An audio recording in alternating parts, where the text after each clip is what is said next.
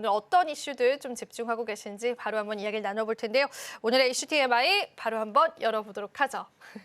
네, 중국의 내수 진작 기대감이 나왔습니다. 화학주 반응 시작이 됐고 뭐 철강주들도 그렇고 뭐 중국 내수 관련한 종목군들 최근 들어서는 그래도 시작해서 탄력이 나쁘지는 않는데요. 오늘 네. 화학주 꼽아주신 이유가 있을까요?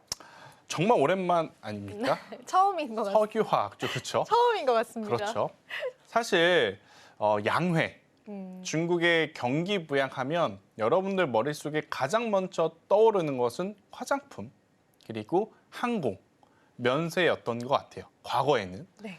근데 이번에 양회에 대한 이야기가 나오면서 화장품주들은 예전만큼은 못하는 것 같아요. 하지만 토니모리라든지 마녀공장이라든지 일부 종목군들은 이 뉴스에 굉장히 민감하게 반응을 하고, 그리고 저가항공사를 포함해서 뭐 대한항공까지 항공사들도 제법 괜찮은 모습을 보이나 양회가 진행된 것, 그리고 여기서 경기 부양에 대한 이야기가 나온 것 치고는 그렇게까지 강한 모습을 보인 것은 아닌 것 같아요.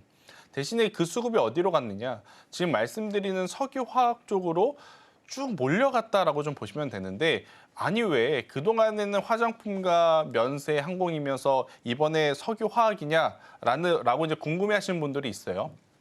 그러면 이제 크게 세 가지를 저는 좀 말씀을 드릴게요. 일단 첫 번째로는 뭐냐면 화학 제품의 수요는 어느 나라가 가장 많은가? 중국입니다. 과자 봉지 하나를 뜯더라도 그쵸. 인구수가 워낙 많다 보니까 화학 제품에 대한 수요는 중국이 많이 쓰고 있는데, 여기서 경기 부양, 특히 이관신이라고 해서 내수 소비를 지금 촉진시키는 것들이 많기 때문에 가전제품을 포함한 이러한 뭐 석유화학 제품이 들어가는 교체를 굉장히 많이 한 것들이 지난 4분기, 올해 1분기 해당 기업들의 수요, 그리고 실적 등으로 우리가 좀 확인을 하고 있는 상황이거든요. 그게 첫 번째인 것 같고요. 두 번째, 아니 그러면 중국 내 제품을 쓰겠지.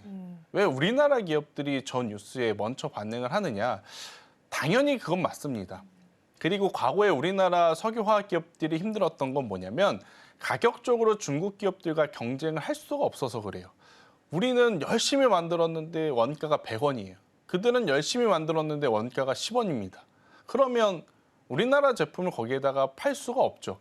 아무리 기술력이 좋다 한들 많은 일반 투자자분들은 사실은 가격이 우선일 수밖에 없다 보니, 그리고 가격 차이도 3%, 5% 차이가 아니라 뭐 수십 프로 차이가 나면 선택의 여지는 없었기 때문에.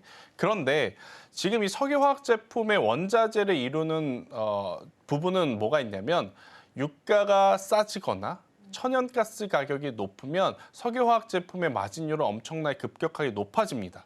그런데 유가 떨어지고 있죠. 천연가스 올라가고 있죠. 그러니까 우리나라 기업들도 이제는 높은 영업이익률, 마진율을 지금 확보를 할 수 있기 때문에 가격 경쟁을 붙여볼 수 있겠다는 기대 심리가 들어가고 있다. 좀 이렇게 보시면 돼요.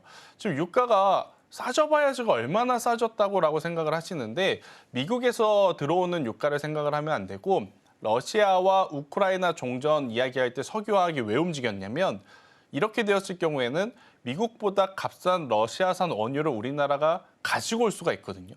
그렇게 되었을 때 화학 제품 같은 경우에는 영업이익률을 더 크게 지금 만들어낼 수 있기에 중국 제품들과 가격 경쟁을 할 수 있다. 이게 이제 두 번째 이제 포인트다라고 좀 보시면 될 것 같고요. 그리고 이제 세 번째 같은 경우에는 또 뭐냐면 결국엔 가격 메리트인 것 같아요. 롯데케미칼, 그리고 금호석유, HS 효성첨단 소재, 지난 3년 동안 단 한 번의 반등도 없었던 상황이었기 때문에 일단 앞단의 두 가지 요소만으로도 저는 충분히 한번 투자해 볼 만한 메리트가 있는 상황에 가격까지 지금 괜찮다라고 생각을 하니까 굉장히 또 강한 모습을 보여주고 있는 상황이 아닐까라는 생각이 들어서 이쪽에 대한 관심도는 계속 올려볼 필요는 있겠다는 의견을 한번 드리도록 하겠습니다.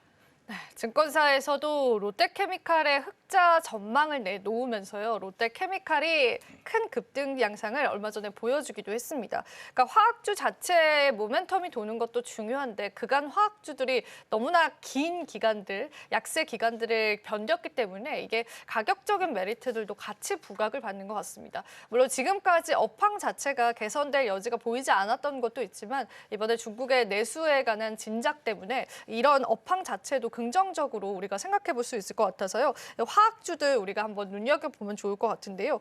그런데 사실 이런 생각이 좀 들기는 합니다. 뭐 지금 이번 시장에서 이제 중국 양해 이후에 화학주들이 상승의 국면을 나타내 주고 있긴 한데 이게 단계적인 모멘텀으로 그칠 가능성도 있지 않을까라는 생각이 좀 들어요. 그래서 그 부분은 어떻게 생각하세요? 충분히 의심해야죠. 어디서 나온 뉴스인데, 그죠? 중국 쪽에서 나오는 뉴스는 네. 사실 주식 투자하는 입장에서 보면 100% 믿고 갈 수는 좀 없는 것 같아요. 계속 확인이 필요한 상황이라 저도 이런 어떤 이야기에는 공감을 하고 있는 상황인데 똑같은 석유화학주인데 여러분들이 종목군들을 쭉 한번 훑어보면 유독 금호석유만 2, 3년 동안 가격이 빠지지 않고 그대로 박스권에 머물러 있었고 다른 종목군들은 하염없이 빠지고 있다가 지금 반등이 나오고 있는 상황이거든요. 특히 또 반등에 대한 시기도 금호석유가 먼저 나왔고 그 다음에 이제 뒤이어서 오늘 언급드리는 뭐 롯데케미칼이라든지 롯데 머티리얼즈라든지 이러한 기업들이 지금 따라 올라오는데 여기서도 차이점이 있습니다. 그러니까 여러분들이 최근 움직이는 종목군들 있잖아요. 어제 같은 경우에는 대표적으로 강관, 파이프 관련주들 다 같이 올랐습니다. 하지만 실제로 강관 관련주라고 보이는 기업들도 있는 반면에 아님에도 그냥 사업명에 철관 혹은 스틸이라는 단어가 들어갔다 그래서 움직이고 있는 종목군들도 있거든요. 그것을 잘 추려내야 됩니다.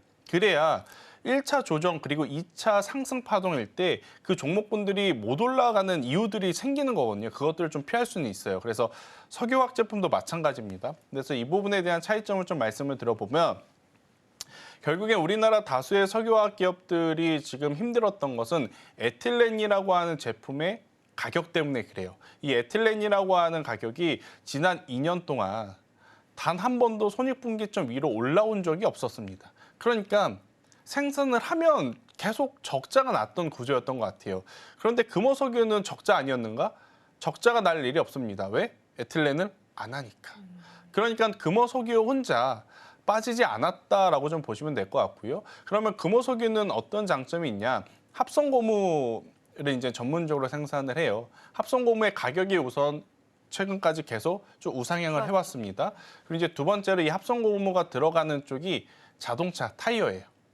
타이어에 대한 수요 굉장히 많이 늘어나고 있음을 우리가 느꼈지 않습니까? 왜 현대차, 기아가 그렇게 차량을 작년부터 많이 팔아왔는데 그러면 금호석유의 이 타이어 원재료라고 볼 수 있는 합성고무 같은 경우에는 당연히 수요가 높은 상황이죠. 그러다 보니까 다른 석유화학 기업들보다는 금호석유가 내려오는 폭이 적었고 또 내려오는 폭이 적다 보니 적은 돈으로도 지금 가장 시세 탄력이 강하게 올라가고 있는 상황이라고 좀 보시면 될 것 같고요. 그다음에 지금 뒤이어서 롯데케미칼에 대한 이야기가 지금 많이 나옵니다.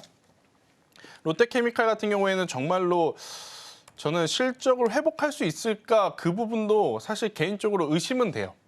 아니 그렇게 지금 수요가 확 늘어나고 있는 상황도 아닐 텐데 그러니까 경기 부양을 왜 합니까? 경기가 안 좋으니까 하는 건데 과연 점진적으로 실적이 개선이 되는 것이 아니라 그동안에 안 좋았던 실적이 개선의 어떤 가능성도 보여주지 않고 한 번에 확 바뀐다라고 하는 것은 저는 조금 의심을 해볼 필요는 있다 생각을 하거든요. 앞서서도 말씀드렸다시피 경기가 좋았다면 점차 적자폭이 축소되고 다음 분기에는 흑자 전환이 될 수 있겠는데 그런 이야기가 나온 다음에 이제 기대감을 가져야 되는데 계속 적자 지속, 적자 확대였던 기업이 단 한 번의 흑자 전환으로 변환이 된다? 이 부분은 저는 조금 의심해 볼 필요는 있어요. 그래서 지금 올라오고 있는 것에 제가 뭐 찬물을 끼얹고 싶은 생각은 없습니다. 저도 조금은 더 올라와야 된다라고 생각을 하고 있고 올라올 가능성도 높다라고 생각을 하고 있지만 이런 변수들도 기업별로 있다는 것을 저는 여러분들에게 꼭 말씀드리고 싶다라고 좀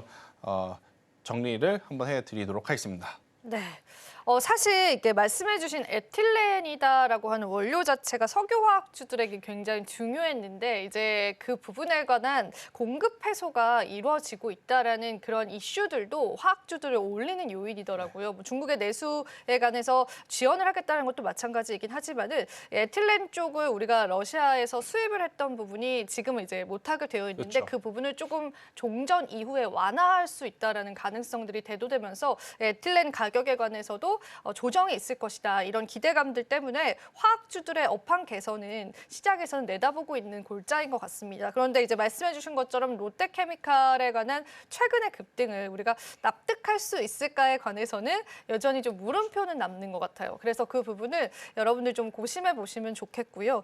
그러면은 이제 저희가 또 마지막으로 본부장님께 저희가 또 이 시장을 한번 쭉 마무리를 해보면서 이번 주는 굉장히 좀 변동성이 좀 많았던 네. 시장이었던 것 같아요. 다음 주 시장 어떻게 좀 대응하면 좋을지 한마디를 좀 들어볼 수 있을까요? 일단 이 멕시코와 캐나다는 유해 확정이고요. 네. 중국에 대해서는 조금은 더 지켜봐야 되겠죠. 일단 이번 주에도 철강, 석유화학, 뉴스에 민감한 섹터들이 굉장히 강했던 만큼 다음 주에도 후속적으로 나오는 뉴스에 조금 더 민감하게 반응을 할 가능성이 높지 않을까라는 생각이 들어서요. 일단 지수보다는 등락률을 좀 보면서 저는 섹터와 종목에 더 집중을 해야지만 지금은 좋은 더 성과를 얻을 수 있겠다라고 정리 한번 드리겠습니다.